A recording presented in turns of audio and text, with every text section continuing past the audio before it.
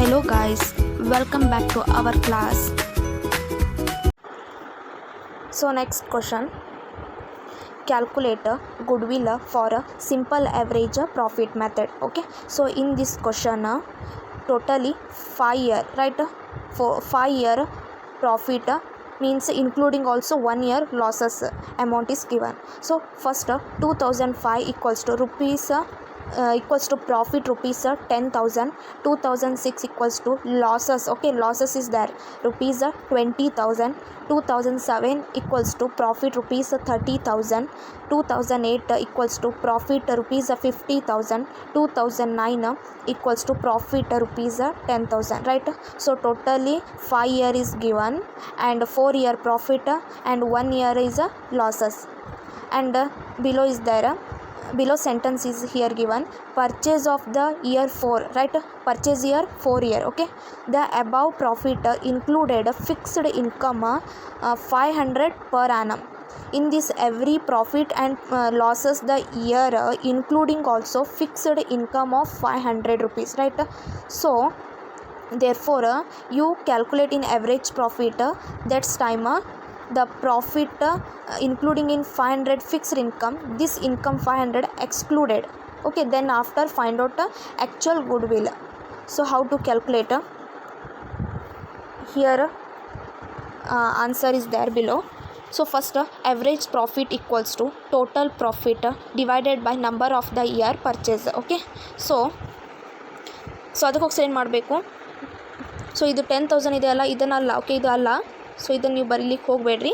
Next ಕೆಳಗಡೆ ಕೊಟ್ಟಿದ್ದೇನೆ calculate of average profit ಅಂತ ಹೇಳಿದರೆ ಫಸ್ಟ್ ಏನು ಮಾಡಬೇಕು, ಇಯರ್ ಕಾಲಮ್ ಬರ್ತದೆ, ಅದರ ನಂತರ ಎರಡನೇ ಕಾಲಮ್ ಅಮೌಂಟ್ ಕಾಲಮಲ್ಲಿ ಆಲ್ರೆಡಿ ನಿಮಗೆ ಮೇಲ್ಗಡೆ ಕೊಟ್ಟಿದ್ದಾರೆ ಪ್ರಾಫಿಟ್ 4 ಇಯರ್ ಪ್ರಾಫಿಟು ಕೊಟ್ಟಿದ್ದಾರೆ ಆ್ಯಂಡ್ 1 ಇಯರ್ದ ಲಾಸ್ ಕೊಟ್ಟಿದ್ದಾರೆ. ಅದು ಹೇಗಿದೆ ಅದೇ ರೀತಿ ಇಲ್ಲಿ ಇಯರ್ ಕಾಲಮಲ್ಲಿ ಅಮೌಂಟ್ ಕಾಲಮಲ್ಲಿ ಬರೀಬೇಕು, ಓಕೆ. 10,000 ಲಾಸಸ್ ಇದ್ದಿದ್ದಲ್ಲಿ ಬ್ರ್ಯಾಕೆಟ್ನಲ್ಲಿ 20,000 ತೋರಿಸ್ರಿ, ಓಕೆ.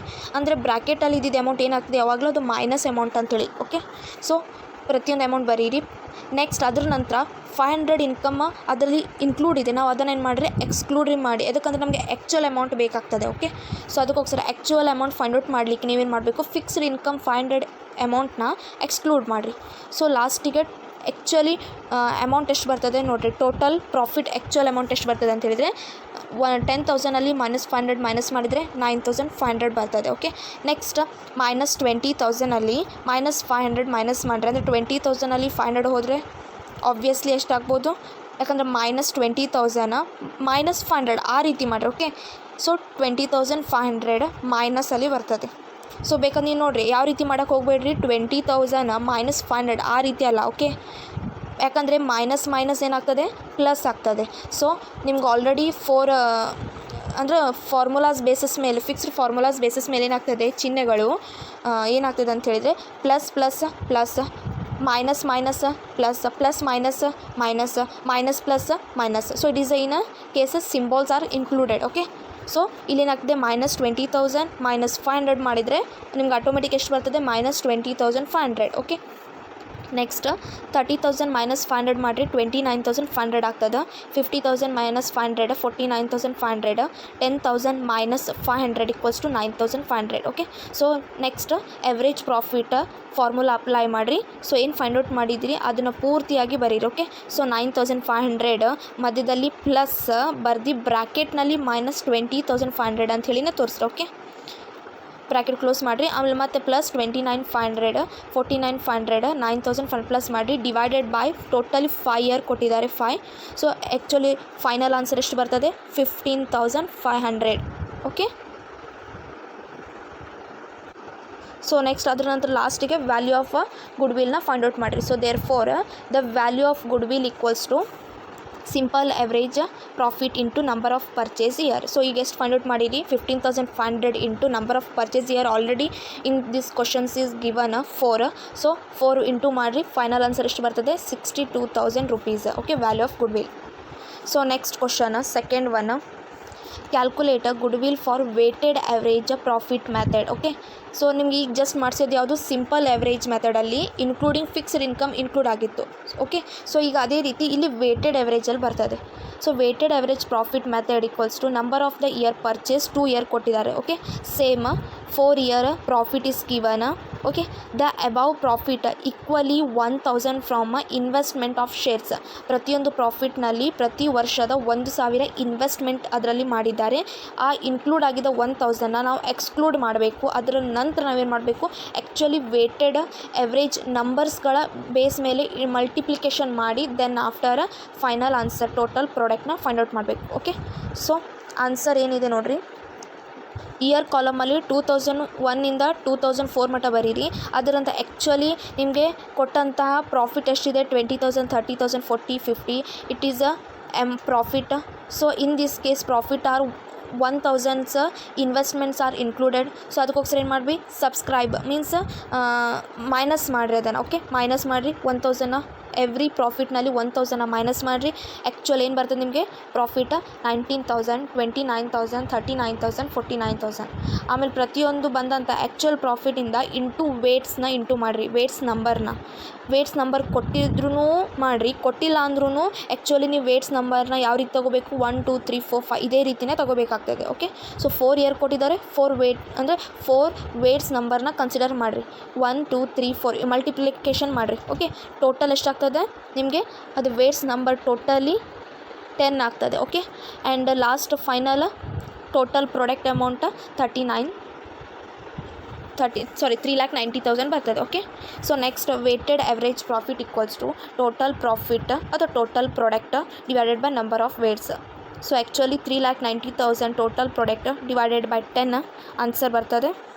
ಅದರ ನಂತರ ಆ್ಯಕ್ಚುಯಲ್ ಗುಡ್ವಿಲ್ನ ಕ್ಯಾಲ್ಕುಲೇಟ್ ಮಾಡಿರಿ. So therefore value of goodwill equals to 39,000 into purchasing year already in this questions is given 2 year purchase into ಮಾಡಿರಿ. ಬಂದಿದ್ದು ಎಷ್ಟಾಗ್ತದೆ, ₹78,000 ಫೈನಲ್ ಆನ್ಸರ್. ಓಕೆ,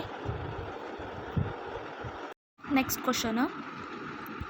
ಕ್ವಶನ್ ಏನಿದೆ, X company limited proposed to purchase the business of mister Y. Okay, propose ಮಾಡ್ತಾನೆ to purchase ಮಾಡಲಿಕ್ಕೆ business of Y ಬಿಸ್ನೆಸ್ನ. Okay, ಅಂದರೆ X company acquiring to Y company's business. Okay, for this purpose it is the agreed to value the goodwill at a 3-year purchase. Agri ಮಾಡ್ತಾನೆ, ನಾನು ನಿಮ್ಮ ಕಂಪನಿಯ ಗುಡ್ವಿಲ್ಗಳನ್ನು ಕೂಡ purchase ಮಾಡಲಿಕ್ಕೆ ಯಾವ ಬೇಸಿಸ್ ಮೇಲೆ, 3 ಇಯರ್ ಪರ್ಚೇಸ್ ಬೇಸ್ ಮೇಲೆ. ಓಕೆ, ದ ಪಾಸ್ಟ್ 4 ಇಯರ್ ಪ್ರಾಫಿಟಲ್ಲಿ ಓನ್ಲಿ 3 ಇಯರ್ ಗುಡ್ವಿಲ್ ಪರ್ಚೇಸ್ ಮಾಡಲಿಕ್ಕೆ ಕೂಡ ಏನಾಗ್ತಾನೆ, ಅಗ್ರಿ ಆಗ್ತಾನೆ. Okay, the appropriate weights to be used being, next ಲೈನಲ್ಲಿ ಏನು ಕೊಟ್ಟಿದ್ದಾರೆ, 2010 ಈಕ್ವಲ್ 2010 ಅದ್ರ ವೇಟ್ಸ್ ನಂಬರ್ ಎಷ್ಟಿದೆ, 1. ಅದೇ ಸೇಮ್ ನಾ ಹೇಳಿದೆ ಅಲ್ಲ, ಕೊಟ್ಟರು ಕೊಟ್ಟಿಲ್ಲ ಅಂದ್ರೂ ವೇಟ್ಸ್ ನಂಬರ್ 1 2 3 4 ಎಷ್ಟು ವರ್ಷ ಪ್ರಾಫಿಟ್ ಕೊಟ್ಟಾರೆ ಅಷ್ಟು ವರ್ಷ ಮಟ್ಟ ನೀವು ಅದನ್ನು ನಂಬರ್ಸ್ನ ತೊಗೋಬೇಕಾಗ್ತದೆ. Okay, weights 1 2011 2 2012 3 2013 4. Okay,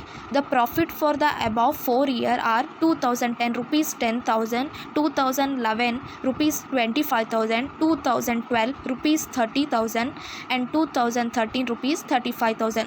So calculate value of goodwill under weighted average profit method. So which method?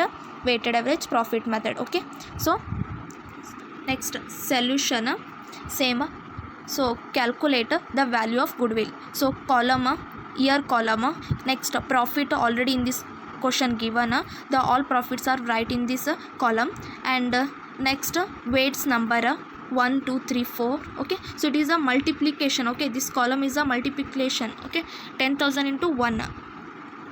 Next this is the equals to column. Okay, ಇದು ನಿಮ್ಗೆ ಬೇಕಂದ್ರೆ ಅಷ್ಟು ಹಾಕೋರಿ, ಇಲ್ಲಾಂದ್ರೆ only profit then after weights ಕಾಲಮ್ದ ನಂಬರ್ಸ್ನ ಕಾಲಮ್ನ ಹಾಕೋರಿ. Okay, final product. So 10,000 into 1 ಮಾಡಿರಿ 10,000. ಸೊ ಇದೇ ರೀತಿ ಟೋಟಲ್ ನಿಮ್ಗೆ ಏನು ಸಿಗ್ತದೆ, ಪ್ರಾಡಕ್ಟ್ ಅಮೌಂಟ್ ಸಿಗ್ತದೆ. So then after weighted average profit ಫಾರ್ಮುಲಾನ ಅಪ್ಲೈ ಮಾಡಿರಿ. Total product divided by total number of weights.